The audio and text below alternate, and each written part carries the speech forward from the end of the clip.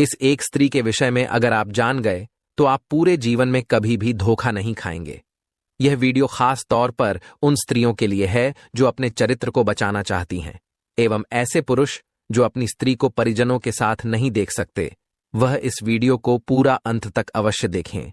आपको इस वीडियो के माध्यम से एक बहुत ही गहन जानकारी प्राप्त होगी, जिससे आपको यह पता लगाना मुश्किल नहीं होगा कि वह कौन सी एक स्त्री होती है जो अगर गले पड़ जाए तो संपूर्ण कुल का नाश कर देती है। मित्रों, इस वीडियो को पूरा अंत तक अवश्य देखना। आपको इस वीडियो के माध्यम से एक बहुत ही गहन जानकारी के बारे में पता चलेगा। खासतौर पर वह स्त्रियां जो अपने चरित्र को सती के रूप में सवार कर रख रही हैं, वह यह वीडियो जरूर देखें। मित्रों, आपको इस विषय की जानकारी एक कथा के माध्यम से मिलेगी। यह सच्ची घटना पर आधारित कथा है, इसलिए इस वीडियो को अंत तक अवश्य देखना। मित्रों, अब विलंब न करते हुए चलो कथा का आरंभ करते हैं।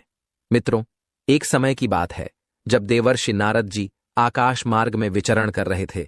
तब उन्होंने देखा कि एक स्त्री जो पहले से ही विवाहित है, वह पराये पुरुष के साथ एक खेत में संबंध बना रही है।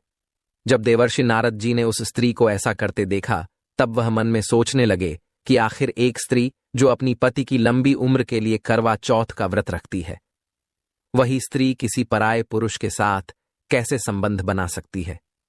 मुझे इस विषय में गहन जानकारी इकट्ठी करनी होगी और स्त्री के विषय में समझना होगा। तब उनके मन में एक प्रश्न उठा। अब वह अपने प्रश्न को लेकर बहुत चिंतित हो गए। उन्होंने सोचा कि मैं अपने प्रश्न का हल कैसे ढूंढूं। तब उन्हें याद आया कि स्त्रियां अपने पति की लंबी उम्र के लिए करवा चौथ का व्रत रखती हैं, और करवा चौथ के दिन भगवान भोलेनाथ और माता पार्वती जी के साथ चंद्रदेव की पूजा की जाती है। भगवान भोलेनाथ और माता पार्वती के पास जाना इस समय तो उचित नहीं है, तो क्यों ना मैं चंद्रदेव के पास चलूं और उनसे ही पूछ लूंगा कि स्त्रियां ऐसा क्यों करती हैं। शायद वह मेरे इस प्रश्न का सटीक जवाब दे सके। फिर क्या था, इतना मन में सोचते ही देवर्षि नारद जी आकाश मार्ग से होते हुए जा पहुंचे चंद्रदेव के पास। अब चंद्रदेव ने देखा कि देवर्षि नारद जी उनके पास आए हैं। तब वह देवर्षि नारद जी से बोले, हे देवर्षि नारद जी, आपको मेरा प्रणाम। आज आप हमारे यहां किस प्रयोजन से पधारे हैं? तब देवर्षि नारद जी ने कहा कि हे चंद्रदेव, आज हम आपसे अपनी एक प्रश्न की मंशा को लेकर आपके पास इसलिए आए हैं कि शायद आप ही एक ऐसे देवता हैं जो मेरी इस समस्या का निवारण कर सकते हैं। अब देवर्षि नारद जी की बात सुनने के बाद चंद्रदेव ने कहा, हे देवर्षि नारद जी, कहिए आपकी वह मनसा कौन सी है जो आपको इतना आहत कर रही है? तब देवर्षि नारद जी ने कहा, हे चंद्रदेव, आज मैं आकाश मार्ग में विचरण कर रहा था। तब मैंने देखा कि एक स्त्री जो कि विवाहित थी, वह पराये पुरुष से संबंध बना रही थी। एक स्त्री विवाहित होते हुए भी पराये पुरुष से संबंध कैसे रख सकती है? वह तो अपने पति की लंबी उम्र के लिए व्रत रखती है, तो फिर वह अपने पति को धोखा क्यों दे रही है? अब देवर्षि नारद जी की बात सुनने के बाद चंद्रदेव बोले, हे नारायण भक्त देवर्षि नारद जी, आज आपने यह बहुत ही उत्तम प्रश्न किया है। वास्तव में आपका यह प्रश्न बहुत ही सराहनीय है। कलयुग की स्त्री पराये पुरुष से संबंध इसलिए रखती हैं क्योंकि वह वासना की भूखी होती है।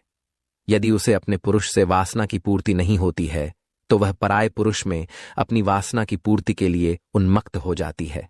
हे देवर्षि नारद जी, मैं आपको इस विषय में बहुत ही ज्ञानवर्धक कहानी सुनाता हूं, जिसे सुनने के बाद प्रत्येक मनुष्य को यह समझ आ जाएगा कि वह कौन सी एक स्त्री है जो अपने कुल का विनाश कर देती है, और उस स्त्री के कुल के विनाश के पीछे का कारण उस स्त्री के पीछे की वासना होती है।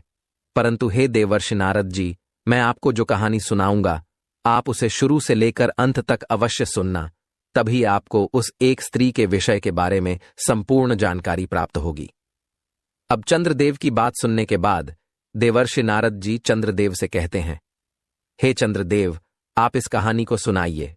मैं आपको वचन देता हूं कि मैं इस कहानी को पूरा सुनूंगा और इस कहानी को मुझसे जहां तक होगा संपूर्ण विश्व जगत में विख्यात भी करूंगा, ताकि कोई और स्त्री अपने पति के साथ ऐसा विश्वासघात ना कर सके। अब देवर्षि नारद की बात सुनने के बाद चंद्रदेव कहानी को सुनाना आरंभ करते हैं और कहते हैं, हे देवर्षि नारद जी, बहुत समय पहले की बात है। मंगलपुर नाम का एक गांव हुआ करता था। उस गांव में एक ब्राह्मण अपनी पत्नी के साथ रहता था। उस ब्राह्मण की गिनती विद्वान ब्राह्मणों में होती थी। उसे शास्त्र विद्या के साथ नक्षत्र विद्या का पूरा ज्ञान था। कुछ दिनों के बाद ब्राह्मण के घर में उसकी पत्नी ने एक पुत्री को जन्म दिया। उसकी पुत्री देखने में बहुत ही सुंदर थी। अब उस ब्राह्मण ने अपनी पुत्री के जन्म के समय नक्षत्र एवं ग्रहों की स्थिति देखी। तब वह बहुत ही घबरा गया, परंतु उसने अपनी पत्नी से कुछ नहीं बताया, क्योंकि उसकी पत्नी ने हाल ही में प्रसव किया था और वह अपनी पुत्री को देखकर उससे बहुत प्रसन्न थी। तो वह ब्राह्मण अपनी पत्नी को ऐसे प्रसन्न देखकर उससे कुछ नहीं कहता है। वह अपनी पुत्री का नाम निर्मला रखता है। निर्मला अपनी माता पिता की लाडली पुत्री बन गई थी। अब दिन ऐसे बीत रहे थे। अब देखते ही देखते और उस ब्राह्मण की पुत्री कब विवाह के योग्य हो गई, पता ही नहीं चला। अब उस ब्राह्मण को अपनी पुत्री के विवाह की चिंता सताने लगी। वह ब्राह्मण अपनी पुत्री के जन्म के समय की नक्षत्र रेखा को देखकर बहुत घबराया हुआ था, क्योंकि उसकी जन्म कुंडली में एक बहुत ही बड़ा दोष था। इसीलिए वह अपनी पुत्री का विवाह किसी से भी करने से डर रहा था। जब भी उस ब्राह्मण की पत्नी उससे अपनी पुत्री की विवाह की बात कहती कि हमारी पुत्री अब विवाह के योग्य हो गई है, अब हमें इसके लायक एक योग्य वर देखकर हमें इसका विवाह कर देना चाहिए, तब वह अपनी पत्नी की बात को टाल देता था, क्योंकि उसकी पुत्री की कुंडली में ऐसा दोष था कि जो भी उसकी पुत्री से विवाह करेगा उसकी 4 से 5 साल के भीतर ही मृत्यु हो जाएगी। इस वजह से वह ब्राह्मण अपनी पुत्री का विवाह किसी से भी करने से डरता था और उस ब्राह्मण की पत्नी को इसके बारे में कुछ भी पता नहीं था। अब ऐसे ही कुछ दिन बीतते रहे। ब्राह्मण की पुत्री को देखकर गांव मोहल्ले के लोग भी अब उस ब्राह्मण की पत्नी को ताना देने लगे। एक दिन ब्राह्मण की पत्नी को रूप नाम की एक स्त्री ने अपने पास बुलाया और उससे बोली, बहन, तुम अपनी पुत्री निर्मला का विवाह क्यों नहीं कर रही हो? मोहल्ले के लोग तुम्हारे पति को अनाप शनाप बोलते रहते हैं कि एक जवान बेटी को घर पर बिठा रखा है, उसका विवाह भी नहीं कर रहे हैं। तब वह ब्राह्मण की पत्नी बोली, बहन, मैं अपने पति से कई बार कह चुकी हूं कि अपनी पुत्री का विवाह अब हमें कर देना चाहिए, परंतु जब भी मैं मेरे पति से अपनी पुत्री के विवाह बात करती हूं तब वह मेरी बात को टाल देते हैं। बहन, आज मैं अपनी पुत्री के विवाह की बात अपने पति से अवश्य करूंगी। अब इतना कहकर ब्राह्मण की पत्नी वहां से चली गई और जाकर अपने घर में गुस्से में काम करने लगी। थोड़ी देर के बाद जब ब्राह्मण वहां पर आया तब वह उससे क्रोधित होकर बोली, सुनिए जी, अब मैं कुछ भी नहीं सुनना चाहती। अब आपको हमारी पुत्री का विवाह करना ही होगा। आसपास के लोग अब हमें ताना देने लगे हैं कि एक जवान बेटी को घर पर बिठा रखा है, उसका विवाह भी नहीं कर रहे हैं। अब मैं कुछ सुनना नहीं चाहती। अपनी पुत्री के योग्य वर ढूंढकर उसका जल्द से जल्द विवाह कर दो। अब वह ब्राह्मण अपनी पत्नी से कैसे कहता कि उसकी पुत्री जिससे विवाह करेगी उसकी मृत्यु हो जाएगी। पत्नी की बात सुनने के बाद ब्राह्मण को भी लगा, चलो अब अपनी बेटी का विवाह कर देते हैं और उसके लायक एक वर को ढूंढते हैं। फिर क्या था, कुछ दिनों बाद उस ब्राह्मण ने अपनी पुत्री का विवाह कर दिया। विवाह के बाद उसकी पुत्री का जीवन कुछ दिनों तक तो सही चला, परंतु कुछ दिनों बाद ही उसके पति की मृत्यु हो गई। जब यह बात उस ब्राह्मण और ब्राह्मण की पत्नी को पता चली तो ब्राह्मण को तो पहले से ही पता था कि मेरी पुत्री जिसके घर जाएगी, जिससे विवाह करेगी, कि उसकी मृत्यु हो जाएगी, परंतु अभी भी उस ब्राह्मण ने अपनी पत्नी को यह बात नहीं बताई। अब पति के बिना उस ब्राह्मण की पुत्री अपने ससुराल में क्या करती, वह फिर से अपने मायके आ गई। कुछ दिनों बाद पत्नी के कहने पर फिर से ब्राह्मण ने उसके लायक एक वर ढूंढा और फिर से उसका विवाह कर दिया। वैसे ही कुछ दिन ब्राह्मण की पुत्री का जीवन अच्छे से व्यतीत हुआ। कुछ समय के बाद पुनः ब्राह्मण की पुत्री का पति मर गया। अब चंद्रदेव कहते हैं, हे देवर्षि नारद जी, अब जब 2 बार यह हो चुका था और तीसरी बार उसकी पत्नी ने अपनी पुत्री का विवाह तीसरी जगह कराया, तो जब विवाह हो गया और ब्राह्मण की पुत्री अपने ससुराल को जाने लगी, तब ब्राह्मण ने अपनी पुत्री से कहा, हे पुत्री, आज से तुम यह समझ लेना कि तुम्हारे माता पिता अब मर चुके हैं। अब तुम जहां भी जा रही हो वहीं पर रहना और अपने पति का ध्यान रखना। तुम्हें दोबारा लौटकर अपने माता पिता के घर आने की कोई आवश्यकता नहीं है। अब अपने पिता की बात जब उसकी पुत्री ने सुनी तो वह सन्न रह गई। साथ में वह ब्राह्मण की पत्नी भी सन्न रह गई। उसे यह समझ नहीं आया कि आखिर उसके पति ने ऐसा क्यों कहा। जब उस ब्राह्मण की पुत्री अपने ससुराल चली गई तब उसकी पत्नी ने अपने पति से पूछा, हे प्रिय, आपने अपनी पुत्री से ऐसा क्यों कहा कि तुम्हारे माता पिता मर चुके हैं, अब दोबारा लौटकर इस घर में मत आना। अब वह ब्राह्मण अपनी पत्नी को अपनी पुत्री की कुंडली के बारे में बताना तो नहीं चाहता था, परंतु पत्नी के बार बार पूछे जाने पर उसने अपनी पत्नी से कहा, हे प्रिय, जब हमारी पुत्री का जन्म हुआ था तब मैंने अपनी पुत्री की जन्म कुंडली देखी थी। उसके नक्षत्र अपनी पुत्री के विवाह के प्रतिकूल थे। उसकी जन्म कुंडली में दोष था कि हमारी पुत्री का विवाह जिससे भी होगा वह 4 से 5 साल के भीतर ही मर जाएगा, उससे पहले भी उसकी मृत्यु हो सकती है। हे प्रिय, अब हमारी उम्र भी हो चुकी है, हम अपनी पुत्री को कब तक बैठाकर खिलाते रहेंगे? कल को हम ना रहे तो हमारी पुत्री यहां क्या करेगी? अगर वह अपने घर पर रहेगी तो क्या पता भगवान की कृपा हुई तो उसे शायद बाल बच्चे हो गए, तो वह बड़े आराम के साथ अपना जीवन अपने ससुराल में व्यतीत करेगी। अपने पति की बात सुनने के बाद उस ब्राह्मण की पत्नी को अपने ऊपर बहुत शर्म आने लगी कि मैं अपने पति से कितना बुरा भला कहा करती थी, परंतु उन्होंने हमारी पुत्री का भला ही चाह रखा था, इसलिए वह उसका विवाह किसी से नहीं करना चाहते थे। मेरी ही गलती के कारण 2 लोगों की जान चली गई। अब कुछ समय बीतने के बाद इधर उस ब्राह्मण की पुत्री को विवाह के 5 साल हो चुके थे। उन 5 सालों में उस ब्राह्मण की पुत्री को 2 पुत्र और 1 पुत्री हुई, जिनमें से 1 पुत्र सबसे बड़ा था और पुत्री सबसे छोटी थी। बड़े पुत्र का नाम राहुल था, छोटे पुत्र का नाम कुलदीप था और पुत्री का नाम सुनीता था। अब ऐसे ही समय बीतता रहा, परंतु एक दिन ऐसा समय आया कि अचानक ही उनके पिता की मृत्यु हो गई। अब चंद्रदेव कहते हैं, हे देवर्षि नारद जी, अब ब्राह्मण की पुत्री की कुंडली में तो दोष था ही कि वह जिससे भी विवाह करेंगी उसकी मृत्यु हो जाएगी। इस वजह से उसका या तीसरा विवाह था। अब उसके तीसरे पति की ही मृत्यु हो गई, जिस वजह से वह ब्राह्मण की पुत्री बहुत परेशान हुई। अब अपनी 3 संतानों के साथ ही अपने घर पर अपने बच्चों का पेट पालने लगी, क्योंकि उसके पिता ने भी उसे मायके आने से मना कर दिया था। इस वजह से वह अपने पिता के भी घर नहीं जा सकती थी। अब वह अपने बच्चों का पेट पालती है, उन्हें पढ़ाती लिखाती है। अब जब कुछ समय बीतता है तो उस ब्राह्मण की पुत्री के जो पुत्र थे वह बड़े हो चुके थे और अपने कार्य को स्वयं करने लगे थे। बड़ा लड़का राहुल अब एक व्यापारी बन चुका था और शहर में उसका खुद का एक व्यापार था। वह अनाज की खरीदारी करता था और उसे शहर में बेचता था। उसकी राशन की एक बहुत बड़ी दुकान थी। राहुल का एक बहुत ही अच्छा दोस्त जो जाति से चमार था, उसका नाम विनोद था। वह उसके गांव के बगल वाले गांव में रहता था। राहुल का छोटा भाई कुलदीप अब भी पढ़ाई कर रहा था और बहन सुनीता भी पढ़ाई कर रही थी। जब राहुल बड़ा हो गया और अपने पैरों पर खड़ा हो गया तो उसकी मां ने उसका विवाह पास के गांव की एक लड़की जिसका नाम मंजू था उससे कर दिया। मंजू बहुत ही शर्मीली लड़की थी। वह जितनी ही शर्मीली थी उतनी ही रूपवती भी थी। राहुल की पत्नी बनने के सारे गुण मंजू के अंदर विद्यमान थे। मंजू जिस गांव से थी उसी गांव में विनोद रहता था। जब राहुल की शादी हो गई तो कुछ दिनों बाद राहुल फिर से व्यापार के सिलसिले में अपनी पत्नी मंजू को गांव में अपनी मां की सेवा के लिए छोड़कर शहर अपने व्यापार को संभालने के लिए चला गया।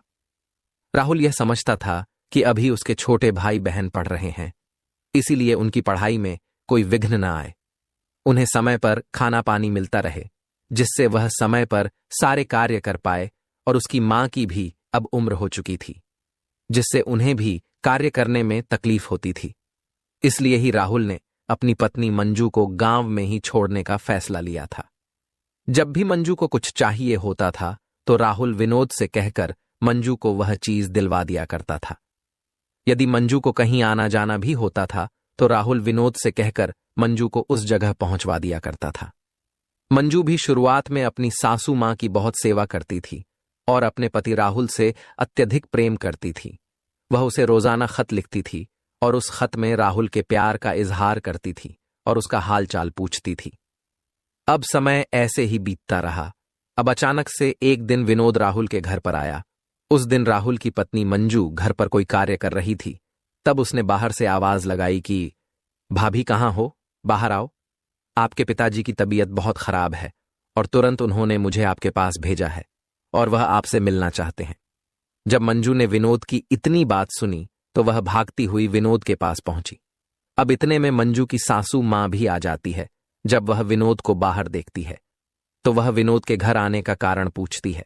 तब विनोद कहता है कि मां जी, मंजू भाभी के पिता की तबीयत बहुत खराब है, उन्होंने अति शीघ्र इन्हें लाने के लिए भेजा है, इसलिए ही मैं यहां आया हूं। जब मंजू की सास ने विनोद की बात सुनी तब वह मंजू से कहने लगी, बहू जल्दी जाओ और अपने पिता की देखरेख करो। तभी मंजू विनोद के साथ उसके साइकिल पर बैठकर अपने गांव की ओर चल दी। घर जाकर उसने अपने पिता का अच्छे से देखभाल किया और धीरे धीरे उसकी पिता की सेहत में सुधार आने लगा। अब मंजू का पति बाहर रहता था और वह अपने पति को खत भी नहीं लिख पा रही थी। वह अपने मायके आ चुकी थी, इसीलिए वह अपने पिता की देखरेख में लगी रहती थी। उधर विनोद भी रोजाना मंजू के पिता का हाल लेने के लिए मंजू के घर आया करता था। अब चंद्रदेव कहते हैं, हे देवर्षि नारद जी, मंजू को विनोद के भीतर अब अच्छाई दिखने लगी थी। अब उसे विनोद के प्रति लगाव होने लगा। वह मन ही मन विनोद से प्रेम कर बैठी, परंतु वह विनोद के मन की खोट को ना जान सकी, क्योंकि विनोद एक अय्यास लड़का था। वह कोई काम भी नहीं करता था और तो और उसे जुए की बहुत बड़ी लत थी। साथ में वह स्त्रियों के साथ गमन भी करता था। दिन भर वह वासना के चक्कर में धुत रहता था। वह अपनी वासना की पूर्ति के लिए वेश्याओं का गमन करता था। मंजू को यह बात पता नहीं थी कि विनोद की नजर अब मंजू के ऊपर आ चुकी है। इधर मंजू भी अब विनोद से प्यार करने लगी थी। अब जो वह पहले अपने पति राहुल को खत लिखा करती थी, उसने वह खत लिखने भी बंद कर दिए। उधर राहुल शहर में परेशान था कि अचानक से उसकी पत्नी के खत आने बंद क्यों हो गए। अब राहुल ने जब इस बात का पता लगाया तब उसे पता चला कि मंजू तो अपने घर पर है, अपने पिता की देखभाल कर रही है। उसके पिता की हालत बहुत खराब है। इसलिए राहुल ने भी सोचा, चलो कोई बात नहीं, देखते हैं। जब तक मंजू के पिता की हालत ठीक नहीं हो जाती तब तक मंजू भी कैसे पत्र लिख सकती है। वह भी अपने पिता की सेवा में लगी रहती होगी। राहुल के मन में तो यही सब चीज चल रहा था। परंतु मंजू के पिता तो कुछ दिनों में ही ठीक हो गए थे और मंजू तो कुछ अलग ही सोच बैठी थी। विनोद रोज मंजू के घर पर आया करता था, इसलिए मंजू और विनोद रोज ही घूमने के लिए खेत पर जाया करते थे। एक दिन जब वह दोनों खेत में गए हुए थे तब मंजू ने विनोद से कहा कि विनोद, अगर तुम मेरी बात का बुरा ना मानो तो मैं तुमसे एक बात कहना चाहती हूं।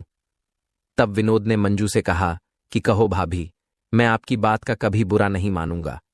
विनोद ने ऐसा जताते हुए बोला कि जैसे वह दूध का धुला हुआ हो। जब विनोद के मुंह से मंजू ने भाभी शब्द सुना तो वह गुस्से में बोली कि विनोद, आज के बाद कभी भी तुम मुझे भाभी कहकर नहीं बुलाओगे, अन्यथा यह तुम्हारे लिए अच्छा नहीं होगा। अब विनोद ने कहा, ठीक है, फिर मैं आपको क्या कहकर बुलाऊंगा। अब विनोद की बात टालते हुए मंजू ने कहा, विनोद, सच बात तो यह है कि मैं तुमसे अब बहुत प्रेम करती हूं। जैसे ही विनोद ने मंजू के मुंह से प्रेम शब्द सुना, उसके मन में तो अब खुशियों के पटाखे फूटने लगे। वह मन से गदगद हो गया कि चलो, अब तो मेरा काम हो गया। अब वेश्याओं के गमन में मेरे पैसे भी नहीं खर्च होंगे और मैं घर बैठे संभोग भी कर पाऊंगा। विनोद तो मंजू को चाहता ही था कि वह उसकी हो जाए और वैसा ही हुआ। अब धीरे धीरे बात बढ़ती गई और मंजू विनोद के प्यार के जाल में फंसती चली गई। अब धीरे धीरे बात इतनी बढ़ गई कि सच में उन दोनों के बीच में संभोग हुआ और मंजू का प्रेम विनोद के प्रति और अडिग हो गया। अब कुछ दिन बाद जब मंजू के ससुराल से बुलावा आया तो विनोद से मिलने के लिए मंजू ने उसे फिर से एक दिन खेत पर बुलाया। वह दोनों जब खेत पहुंचे तब मंजू ने विनोद से कहा, हे प्यारे विनोद, मेरे ससुराल से बुलावा आया है। अब शायद मैं तुमसे ना मिल सकूं, इसलिए जब भी मुझे तुम्हारी याद आएगी मैं तुमको एक पत्र लिखूंगी और तुम मुझसे मिलने के लिए मेरे ससुराल आ जाना। अब विनोद तो वासना का आदी तो था ही, इसलिए विनोद मंजू की बात मान जाता है और मंजू विनोद से इतना कहकर घर आ जाती है। अब मंजू के पिता मंजू को उसके ससुराल छोड़ने के लिए फिर से विनोद के घर जाते हैं। क्योंकि मंजू का कोई भाई नहीं था और ना ही कोई बहन थी। इसलिए मंजू को ससुराल ले जाने के लिए मंजू के पिता को और कोई उचित व्यक्ति नहीं देखा। इसलिए ही वह विनोद को बुलाने के लिए गए। जब उसके पिता विनोद के घर पहुंचे तब उन्होंने विनोद से कहा कि बेटा विनोद, तुम मेरी पुत्री मंजू को उसके ससुराल छोड़ आओ, उसके घर से बुलावा आया है। जब विनोद ने मंजू के पिता के मुंह से यह बात सुनी तब उसने कहा कि जी पिताजी, मैं मंजू को उसके ससुराल छोड़ता हूं। अब क्या था विनोद, मंजू को उसके ससुराल छोड़ आता है और मंजू अपने ससुराल चली जाती है। जैसे ही 2-3 दिन बीतते हैं तो अब मंजू को विनोद की बहुत याद आती है, क्योंकि वह जब अपने घर पर थी तो वह रोज खेतों में विनोद से मिलने के लिए जाया करती थी। इसलिए अब वह वासना की पूर्ति के लिए विनोद को पाना चाहती थी, उससे मिलकर एक बार उसके साथ संभोग करना चाहती थी। क्योंकि राहुल तो अपने घर से दूर शहर में ही रहता था, वहां पर अपना कार्य करता था। मुश्किल से 6 महीने में एक बार राहुल अपने घर आता था और 5 से 6 दिनों के बीच ही वह फिर से चला जाता था। एक दिन जब मंजू से रहा नहीं गया तो मंजू ने विनोद को एक खत लिखा। मंजू ने उस खत में लिखा कि हे प्यारे विनोद, मुझे तुम्हारी बहुत याद आ रही है। मुझे ऐसा लगता है कि मैं अब तुम्हारे बिना नहीं रह सकती, इसलिए आज तुम मुझसे मिलने के लिए मेरे घर पर आ जाओ। अब क्या था, जब विनोद को मंजू का खत मिला तो वह फौरन मंजू से मिलने के लिए चल दिया। अब विनोद और मंजू दोनों साथ साथ घूमने के लिए चल दिए। मंजू की सास को यह सब पसंद नहीं आ रहा था कि उसकी बहू किसी पराये पुरुष के साथ ससुराल में ही घूमे। अपने मायके में घूमती तो बात अलग थी, परंतु वह ससुराल में ही किसी पराये पुरुष के साथ घूम रही थी। वह उसे बिल्कुल भी अच्छा नहीं लग रहा था।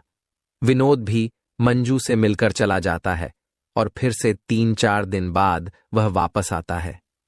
जब यह घटना 5 से 6 बार हुई तब उसकी सास ने एक दिन मंजू से कहा, मंजू ऐसा नहीं चलेगा, जब तक मेरा पुत्र अब घर नहीं आ जाता तब तक तुम घर पर किसी को नहीं बुला सकती, चाहे वह तुम्हारे मायके से आने वाले तुम्हारे पिता हों या फिर कोई और। अब मंजू ने जब अपनी सास की इतनी बात सुनी तो वह बहुत क्रोधित हुई, लेकिन वह कुछ न बोल सकी। अब अगले दिन मंजू ने खत में विनोद को लिखा कि विनोद, अब तुम मुझसे मिलने के लिए कुछ दिन बाद आना, क्योंकि मेरी सास को अब मुझ पर शक होने लगा है। जब मेरी सास अब घर पर नहीं रहा करेंगी तो ही मैं तुमको बुलाऊंगी। अब इधर 5 से 6 दिन बीत गए और 7वें दिन का नंबर आया। इधर मंजू काम पीड़ा से ग्रसित थी तो उधर विनोद भी अपनी काम वासना को रोक नहीं पा रहा था। और इस बीच मंजू की सास एक दिन 5 दिनों के लिए तीर्थ स्थल पर चली जाती है। फिर क्या था, अब तो मंजू को जैसे छूट ही मिल गई थी। अब वह रोज विनोद को बुलाती, उसके साथ संबंध बनाती, और जब उसके देवर और उसकी ननद की स्कूल से छुट्टी होती तब तक वह विनोद को वहां से घर को भेज देती। एक दिन की बात है जब मंजू ने विनोद को अपने घर पर बुला रखा था। अब अचानक से मंजू की ननद सुनीता वहां पर आ जाती है। तब वह क्या देखती है कि उसकी भाभी मंजू विनोद को रसोई घर में बैठाकर खाना परोस रही है। अब सुनीता को विनोद के चरित्र के बारे में सब कुछ पता था। वह जानती थी कि विनोद किस प्रकार का लड़का है और वह कौन कौन से कार्य करता है। उसकी सहेलियों को भी वह रास्ते में छेड़ा करता था। इसलिए सुनीता ने अपनी भाभी से कहा, भाभी, आप किसी भी ऐरे गैरे को ऐसे घर पर बिठाकर खाना नहीं खिला सकती, और यह तो नीच जाति से आता है, और शायद आप इसके चरित्र के बारे में नहीं जानती, तभी आप इससे बड़े प्रेम से बात करती हैं, और आप इसके साथ जो घूमती हैं वह भी आप बहुत गलत करती हैं। इसका साथ छोड़ दो, नहीं मैं आपकी शिकायत भैया से कर दूंगी। अब चंद्रदेव कहते हैं, हे देवर्षि नारद जी, जब विनोद ने सुनीता की ऐसी बात सुनी तब वह गुस्से में थाली छोड़कर वहां से चला गया। मंजू को अपनी ननद सुनीता की बात पसंद नहीं आई। मंजू तुरंत भागकर बाहर गई और विनोद से बोली, विनोद, तुम गुस्सा मत हो, मैं सुनीता को सबक अवश्य सिखाऊंगी। तुम्हारे साथ उसने ऐसी बदतमीजी भरी बातें जो की है, मैं इसका बदला अवश्य लूंगी। विनोद ने भी कहा, ठीक है मंजू, अगर तुम ऐसा कहती हो तो ठीक है, अन्यथा मैं अब यहां कभी नहीं आऊंगा। इतना कहकर विनोद वहां से चला गया और मंजू भी अंदर घर में आ गई। वह सोचने लगी, अगर यह सुनीता घर पर रहेगी तो जरूर ही मेरे और विनोद के बीच के प्यार की रुकावट बनेगी। मैं एक काम करती हूं, इस सुनीता को जहर देकर मार देती हूं। तब हमारे बीच की रुकावट और कोई नहीं बनेगा। अपने मन में यही सोचकर अगले दिन जब वह खाना बना रही थी, सबके लिए उसने खाना बाहर निकाल लिया और उसने अपनी ननद सुनीता के लिए एक थाली में खाना बाहर निकाला और उसमें जहर मिला दिया।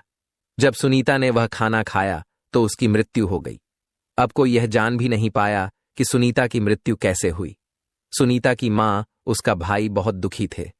उधर मंजू मन ही मन बहुत खुश हो रही थी कि चलो, अब मेरे और विनोद के बीच का कांटा मिट गया है, अब हमारे प्यार के बीच में और कोई नहीं आएगा। जब यह बात राहुल को पता चली तो वह सब काम छोड़कर तुरंत अपने गांव लौट आया और गांव पहुंचकर जब उसने अपनी बहन सुनीता को मृत अवस्था में देखा तो उसके प्राण पसीज गए, क्योंकि वह अपने भाई और बहन के लिए ही तो बाहर रह रहा था कि उन्हें अच्छी शिक्षा दे सके, उन्हें अच्छा खाना दे सके। इसलिए ही उसने अपनी पत्नी को भी घर पर ही छोड़ रखा था कि उन्हें खाना न बनाना पड़े, घर का काम न करना पड़े और वह अपने भविष्य की चिंता करें, अपनी पढ़ाई पर ध्यान दें। लेकिन उसकी बहन तो अब मर चुकी थी, अब बचा था उसका भाई। कुछ दिन राहुल घर पर रुकता है और कुछ दिनों बाद फिर से राहुल अपनी पत्नी मंजू को छोड़कर पुनः व्यापार के सिलसिले में शहर को चला जाता है। अब इधर मंजू फिर से वही प्रक्रिया दोहराती रहती है। कुछ दिन ऐसे ही बीता तो मंजू की सास ने और मंजू के देवर ने भी मंजू से कह दिया कि देखो, हमारे घर पर यह सब नहीं चलेगा। अगर दोबारा ऐसा कुछ हुआ तो मैं तुम्हारी यह बात राहुल भैया से शिकायत कर दूंगा। जब मंजू ने अपने प्रेमी विनोद के बारे में ऐसा सुना तो वह भी जोर से बोली, जो जिससे बताना है बता दो, मैं किसी से डरती नहीं हूं ना, तो मेरा कोई कुछ कर पाएगा। हाँ, मैं विनोद से प्यार करती हूं। जब मंजू की सास ने इतना मंजू के मुंह से सुना तो वह मंजू से बोली, हो सकता है मेरी पुत्री को तूने ही मारा हो। जब तू ऐसा कह सकती है तो तू मेरी पुत्री को भी मार सकती है। फिर क्या था? मंजू को फिर से गुस्सा आ गया। मंजू गुस्से में बोली कि हां, मैंने ही मारा है और तुम्हें भी मार दूंगी। अगर तुम लोग मेरे और विनोद के प्यार के बीच में आए तो तुमको भी मैं मार दूंगी। चंद्रदेव कहते हैं, हे देवर्षि नारद जी, अब उसने अपने मन में एक और षड्यंत्र रचा। इसलिए ही उसने फिर से अपने देवर और अपनी सास दोनों को मारने की एक योजना बनाई। अगले दिन उसने खाने की दाल बनाई और उस दाल में जहर मिला दिया और सबके लिए दाल परोस दी। जब देवर ने दाल को खाई तो उसे दाल बहुत कड़वी लगी और उसे तुरंत ही उल्टी हो गई।